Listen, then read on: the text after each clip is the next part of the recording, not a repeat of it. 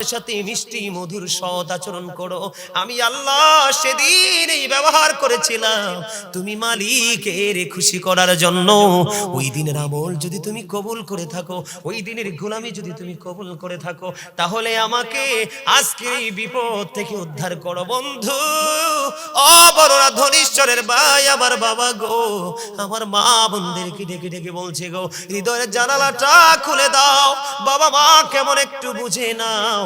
এবার কি করলেন বন্ধু, আল্লাহর কুদরতে সন্তান যখন দোয়া করলেন, দোয়া শেষ হইতে দেরি রে, চাইয়া দেখে পাথরটা আল্লাহর কুদরতে একটুখানি সরে গেছে। কিন্তু হাদিস শরীফের মধ্যে এসেছে, কিন্তু সরে গেলে লাভ হবে না, কিন্তু ব্যর্থ হওয়া যাবে না। একটুখানি সরে গেছে বটে, কিন্তু বের হওয়ার কোনো সুযোগ নাই। এবার দ্বিতীয় ব্যক্তি খেয়াল করবেন, এটা বর্তমানে আমাদের সমাজের সবচেয়ে বেশি নোংরামি। একটা অপশন, আরো দুইটা আছে, কিন্তু এটা এই আলোচনার সাথে না। তারপর আমি আপনাদেরকে একটুখানি শোনাই বন্ধু, শুনবেন তো। দ্বিতীয় ব্যক্তি কোন উসিলা দিয়ে আল্লাহর কাছে সাহায্য চাইলেন? দ্বিতীয় ব্যক্তির আচরণ ছিল কেমন জানেননি? উনি ওনার একজন চাচাতো বোনকে তিনি খুব ভালোবাসতেন এবং ফিজিক্যাল মিলামেশার জন্য চেষ্টাও তিনি করেছেন, কিন্তু কোনোভাবেই তিনি মেয়েটাকে রাজি করতে পারে না। একটা সময় পৃথিবীর বুকে বন্ধু দুর্ভিক্ষ শুরু হয়ে গেল। দুর্ভিক্ষ যখন শুরু হয়ে গেল, দুর্ভিক্ষ শুরু হয়ে যাওয়ার পরে এবার তিনি ওই মেয়েটাকে 200 দিরহাম দিলেন। কয় দিরহাম? 200 দিরহাম দিলেন। ওই মেয়েটাকে 200 দিরহাম দিলেন এবং তার যে মনের আশা আকাঙ্ক্ষা পূরণ করার জন্য একেবারে মেয়েটার কাছাকাছি চলে গেল। খেয়াল করবেন যুবক, তোমরা আজকে এখান থেকে শিক্ষা নাও। যুবকটা মেয়েটার একবারে কাছাকাছি চলে গেল। দেখবেন ইমানদারের ইমানি জজবা কত শক্ত। আল্লাহর হাবিব বলেছে, হাদিস শরীফের মধ্যে এসেছে, যেখানে বেগান একজন পুরুষ এবং বেগান একজন নারী থাকে, এখানে তৃতীয় পার্সন থাকে শয়তান, ওখানেই জিনা ব্যভিচারের সম্ভাবনা বেশি থাকে।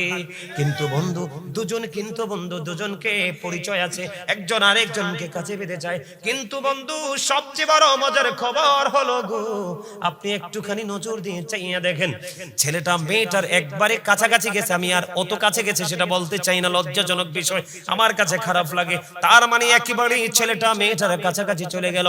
মেয়েটা এতটাই আল্লাহওয়ালা ছিল, আল্লাহ রাসূল প্রেমিক ছিল। মেয়েটা ওই দ্বিতীয় ব্যক্তিকে একটা ডাক দিয়ে বলল, না না, তুমি আমার ইজ্জত হরণ করে নিয়ে যাও না। আমাকে যিনি মোহরানা দিয়ে আমাকে যিনি বিয়ে করে বিবি বানাবে, ওনার জন্য সতীত্ব রক্ষা করতে হবে আমাকে। তুমি আমাকে নষ্ট করো না, আমার ইজ্জত তুমি লুটে নিও না। বন্ধু, মেয়েটা যেমনি ভাবে আপত্তি করলো, ছেলেটা তেমনি ভাবে মেয়েটাকে ছেড়ে চলে আসলো। এবং ওই যে 200 দিরহাম দিয়েছিল বিনিময়, ছেলেটা ওই 200 দিরহাম পর্যন্ত দাবি তিনি ছেড়ে দিয়েছে। ওই ব্যক্তিটা হলো আজকের বিপদগ্রস্ত দ্বিতীয় ব্যক্তি। ওই ব্যক্তিটা আল্লাহর কাছে দরখাস্ত করে দিলেন, মালিক, ওই দিন আমি অপরাধের এত কাছাকাছি গিয়েছিলাম, ওখান থেকে আমি ফিরে এসেছি। মালিক, ওখান থেকে আমি সেদিন ফিরে এসেছিলাম শুধুমাত্র তুমি আল্লাহর কথা ভেবে, তুমি আল্লাহর দিদারের আশায়, তোমার সন্তুষ্টির জন্য। ওই দিনের আমল যদি তোমার দরবারে কবুল হয়ে থাকে গো, আজকে আমাকে এই বিপদ থেকে তুমি বাঁচাও। দোয়া শেষ হইতে দেরি বন্ধু গো, দোয়াটা শেষ হইতে দেরি, সঙ্গে সঙ্গে পাথরটা আরো একটু সরে যেতে দেরি করলো না। জোরে জোরে বলেন না সুবহানাল্লাহ। সুবহানাল্লাহটা কিন্তু মজা হয় না। আমার ওয়াজ কিন্তু আমি শেষ করে দিচ্ছি, আজকে চলে যাব। হয়তো আপনার আমার জীবনে অনেকেরই মাহফিলটা শেষ হতে পারে। এমন ভাবে মাহফিলটাতে বসুন বন্ধু, মনে করুন এটা আমার জীবনের শেষ মাহফিল, তাহলে এখান থেকে গুনাহ মাফ নিয়ে যেতে পারবেন। যদি মনে করেন এটা আমার জীবনের শেষ মাহফিল, তখন আপনার মধ্যে মানসিকতাটাই অন্যরকম হয়ে যাবে। আপনার মধ্যে এক বিকট পরিবর্তন আসবে, আপনার মধ্যে তাকওয়া চলে আসবে, আপনি অহংকার মুক্ত হয়ে যাবেন। আর যেই ব্যক্তি যত বেশি একটা ব্যক্তি অহংকার মুক্ত রে, তার কাছে তত বেশি আল্লাহর রহমতটা যুক্ত হয়ে যায়। পাথরটা একটুখানি সরে গেল। এটার সাথে আমি আরেকটা ছোট্ট নিয়ামতে পরিপূর্ণ একটা ঘটনা যুক্ত করতে চাই, যেটা খলিফাতুল মুসলিমিন হযরত ওমর রাদিয়াল্লাহু তাআলা আনহুর জামানায় ঘটেছিল। একজন যুবক, একটা যুবতী একটা যুবককে ভালোবাসতো। প্রতিদিন এই মেয়েটার বাড়ির উপর দিয়ে ছেলেটা নামাজ পড়তে যাইতো। যাইতে একদিন এশারের নামাজের সময় হলো।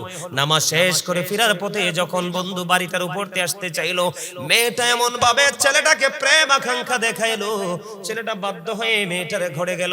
যাওয়ার পরে ছেলেটার অন্তরে, যাওয়ার পরে বন্ধু ছেলেটার অন্তরে কি হলো, আল্লাহর কাছে দাঁড়াইতে হবে, হিসাব দিতে হবে। তার মধ্যে এই ভয় কম্পন শুরু হয়ে গেল।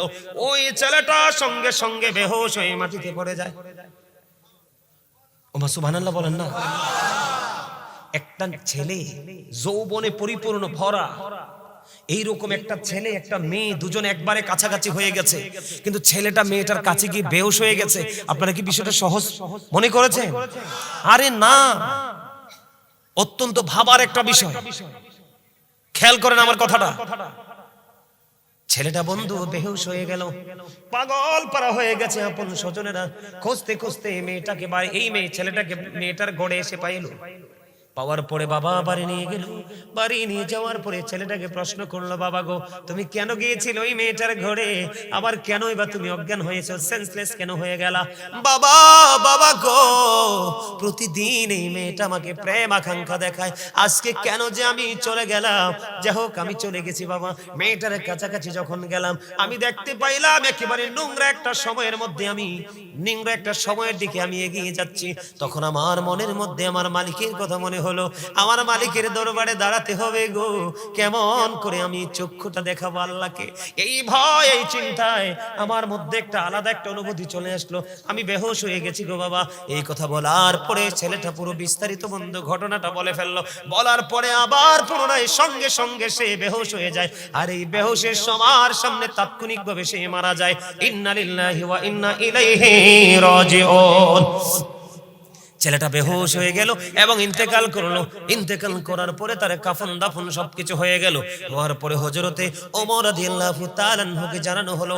ওমর রাদিয়াল্লাহু তাআলা আনহু কবর পেয়ে চলে আসলেন। চলে আসার পরে বন্ধু এই ছেলেটার কবরের পাড়ে চলে গেলেন। কবরের পাড়ে গিয়ে তিনি বন্ধু ছেলেটার জন্য দোয়া করলেন আর বলতে লাগলেন, যিনি অপরাধ করতে গিয়ে আল্লাহর কথা মনে করে আল্লাহর দরবারে দণ্ডায়মান হতে হবে, আল্লাহর দরবারে হিসাব দিতে হবে, এই ভয় কারণ হৃদয়ে ধারণ করে যদি কেউ যদি অপরাধ থেকে বেঁচে থাকে, তাহলে আল্লাহ রাব্বুল আলামিন খুশি হইয়া ওই বান্দার জন্য 2টা জান্নাত বরাদ্দ করে দেয়। হযরত ওমর বলতেছে বন্ধু, হযরত ওমরের বক্তব্য চলতেছে। এই চলতে চলতে কিছুক্ষণ আগে বন্ধু, কয়েক ঘন্টা আগে ছেলেটাকে দাফন করা হলো।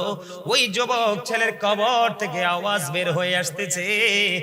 ও হযরতে ওমর রাদিয়াল্লাহু তাআলা আনহুকে ডাক দিয়ে বললেন, খলিফাতুল মুসলিমিন, আপনার কথা সত্য, আমার কবরে দাফন করার সঙ্গে সঙ্গে আমি 2টা জান্নাতে পেয়ে গেছি। আপনি যত বেশি নেইমারকে ভালোবাসবেন আপনার চরিত্র তত খারাপ হবে। আপনি যত বেশি মেসিকে ভালোবাসবেন আপনার চরিত্র তত খারাপ হবে। আপনাকে বলবে ভেরি 100% ক্যারেক্টারলেস, কথা কয় না। আর যত বেশি আলেমের কাছে আসবেন আপনার প্রিয় হতে হবে আলেম, যিনি এলেম এলেম এলেম এলেম ওনার মধ্যে যোগ্য আছে।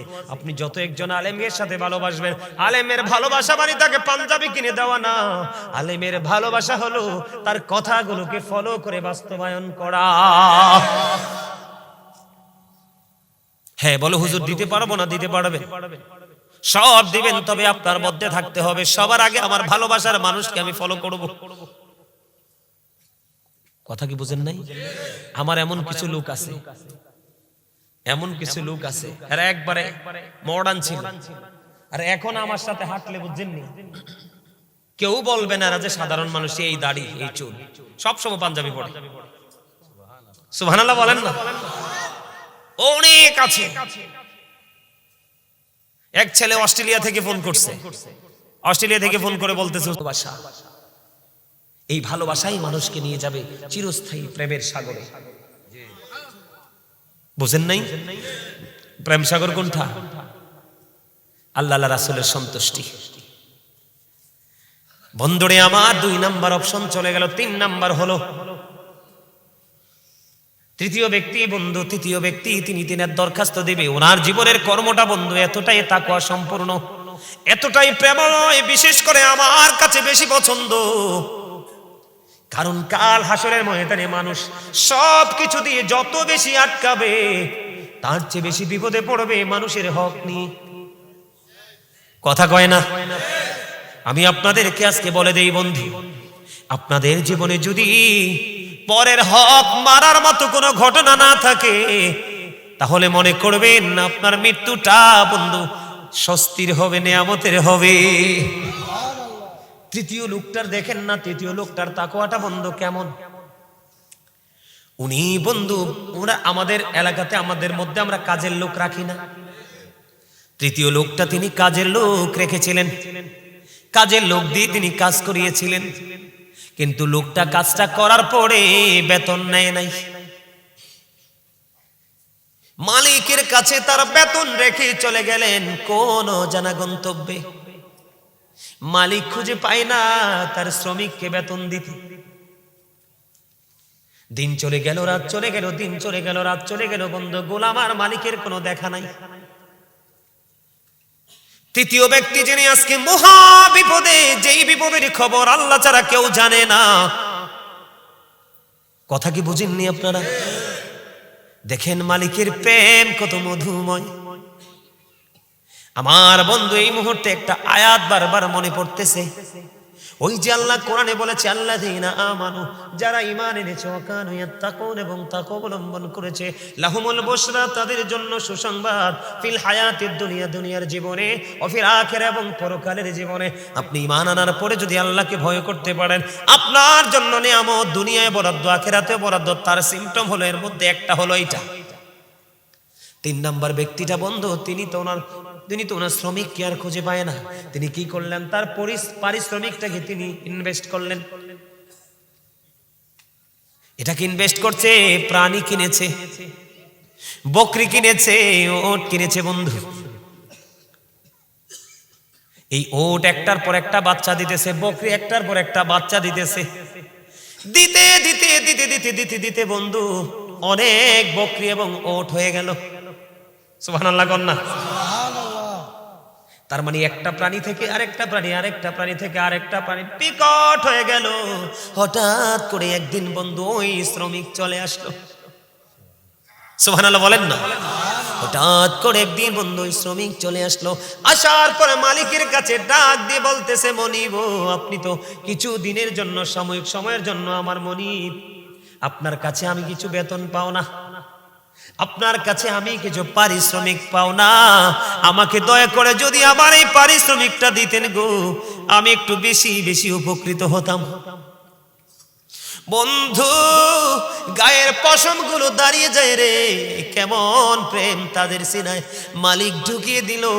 আমি আজকে এই বড় রাত ধরিশ্বর থেকে আল্লাহর কাছে দরখাস্ত দেব, মালিক তুমি রহমতের নজরে তাকায় দেখো গো মালিক, কত মানুষ, কত আমার দাড়ি পাকা মুরব্বী বাবারা, কত আমার ভাইয়েরা, মাহফিল কমিটি, পর্দার অন্তরালে রয়েছেন আমার মা বোনেরা, যাকে তোমার বেশি পছন্দ হয় গো, তার উতিলায় আজকে আমাদেরকে ওই 3 নাম্বার তাকওয়াবান ব্যক্তির মতো বানায়া দাও, আমরা যেন ভোগী না হই, আমরা যেন ত্যাগী হতে পারি। আমিন বলেন না। এবার বন্ধু ওই মালিক ডাক দিয়ে বলল, তুমি আমার কাছে এসেছো, আমি তোমার পারিশ্রমিকটাকে ইনভেস্ট করেছি কোথায়? ওই বাগানের দিকে তাকায় দেখো গো, ওই দিকে চাইয়ে দেখো, ওখানে যতগুলো প্রাণী আছে সবগুলো তোমার। আপনি কি বলতেছেন? কয় হ, ওই যে দেখো সব কিছু তোমার। এটা কেমন করে সম্ভব? আমি তো আপনার কাছে এত সম্পদ পাও না। না, কয় তুমি আমার কাছে সব সম্পদ পাও না, যেদিন তুমি আমার কাছে টাকাটা রেখে গিয়েছিলে, পারিশ্রমিকটা রেখে গিয়েছিলে, বেতন যেদিন আমার কাছে তুমি রেখে গিয়েছিলে রে, এটা আমি আমার পকেটে রাখিনি, তোমার জন্য ইনভেস্ট করেছি। এগুলো বাচ্চা দিতে দিতে দিতে দিতে এত বড় হয়েছে, সবগুলো তুমি নিয়ে যাও, আমার কোনো দাবি না। ওই ব্যক্তি আজকে বন্ধু ওই পাহাড়ের মধ্যে বিপদে পড়ে আছে। এবার কি করলেন? আল্লাহর দরবারে দরখাস্ত করে দিলেন, মালিক ওই যে আমার এই গোলামি শুধু পৃথিবীর কাউকে খুশি করার জন্য নয়, আমি যা করেছিলাম তোমাকে খুশি করার জন্য, ওইটা যদি তুমি কবুল করে থাকো গো, আজকে আমাকে বিপদ থেকে বাঁচাও না গো মালিক। বন্ধু তৃতীয় ব্যক্তির দোয়া শেষ হইতে দেরি রে, শেষ হইতে দেরি। এবার চাইয়া দেখে পুরো পাথরটা আল্লাহর কুদরতি ভাবে সরে গেছে, 3 জনই বিপদ মুক্ত হয়ে গেছে। পারবেন নি এইভাবে করতে? সবাই পারবেন? হযরতে আবু সাঈদ রাদিয়াল্লাহু তাআলা আনহু থেকে বর্ণিত, যাদের বাবা মা নাই তাদের জন্য বন্ধু ওয়াজ। তিনি বলেছেন, বনু সালামা গোত্রের লোক এসে বললেন, ইয়া রাসূলুল্লাহ, নবী গো, ও প্রাণের নবী, আমার তো বাবা মা চলে গেছে পৃথিবী থেকে, আমি তাদের সাথে সৎ ব্যবহার করতে চাই গো, আমি কেমন করে তাদের সাথে সৎ ব্যবহার করব? সুবহানাল্লাহ বলেন না। আপনার বাবা চলে গেছে তো কি হয়েছে, আপনি কি থাকবেন, আমি কি থাকবো? আমরা যেই কোনো সময় চলে যাব, চলে যাওয়ার পরেও তাদের সাথে ভালো আচরণ, যেমন ধরেন বাবা মার সাথে মরে যাওয়ার পরে আচরণ।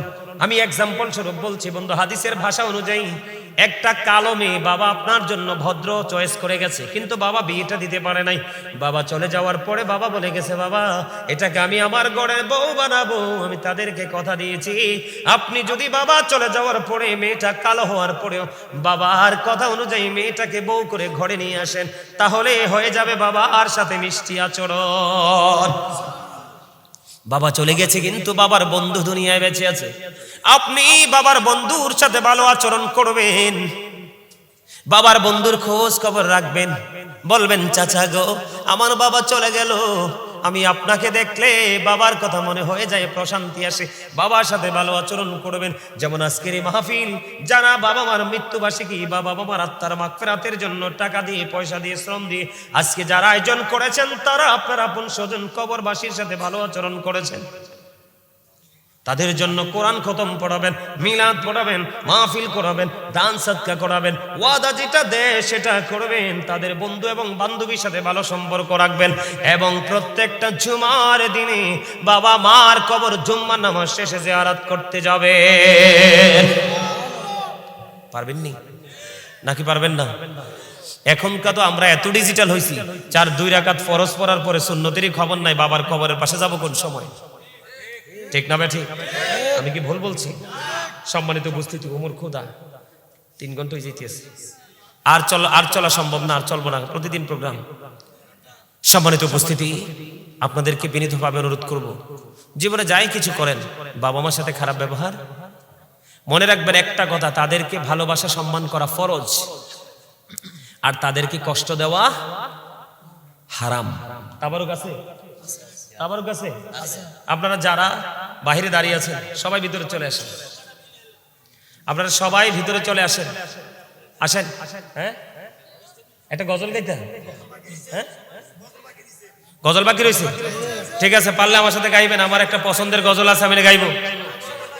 হ্যাঁ, গজল তো গাইছি না, এই জায়গাতে তো গজলটা গাওয়া যায় না, বাবা মাকে নিয়ে আলোচনা করতে গেলে আসলে একটু ব্যতিক্রম মনোভাব চলে আসে। তোরা কই পাবি অমূল্য রতন, আমার মায়েরই মতন রে নাই দরদি, তোরা কই পাবি অমূল্য রতন, আমার মায়েরই মতন রে নাই দরদি, ভিজা জাগায় মায়ের